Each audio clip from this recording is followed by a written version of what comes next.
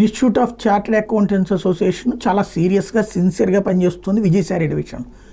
ఆయనకి అర్హతలు తీసేసేయండి, ఆయనకి చార్టెడ్ అకౌంటెంట్గా మేము క్యాన్సిల్ చేస్తున్నాం, ఎందుకంటే ఆయన దుర్వినియోగానికి పాల్పడ్డాడు తన విధులని. చాలా మంచి పాయింట్, బాగుంది. దాని మీద ఆయన కోర్టుకు వెళ్ళటం, కోర్టు గతంలో ఆ ఆర్డర్స్ని కొట్టేయటం ఇవన్నీ నడుస్తున్నాయి. అయితే ఒక సందేహం ఏంటంటే, ఇవాళ మొన్నే దుర్గా కోఆపరేటివ్ బ్యాంక్ అనుకుంటే విజయవాడ, దానికి సంబంధించి క్లోజర్, లేకపోతే అంతకుముందు చార్మినార్ బ్యాంక్ దగ్గర నుంచి రకరకాల బ్యాంకులు, లేదా ఇవాళ అనేక కంపెనీలు, విజయ్ మాల్యాకో ఇంకొకటో వీటన్నిటిలో కూడా చార్టెడ్ అకౌంటెంట్ల మీద ఇట్లాగా అంటే చార్టెడ్ అకౌంటెంట్కి అయితే తెలిసి ఉండాలి కదా వాళ్ళ నివేదికలో పొందుపరిచారా లేదా అన్నటువంటిది.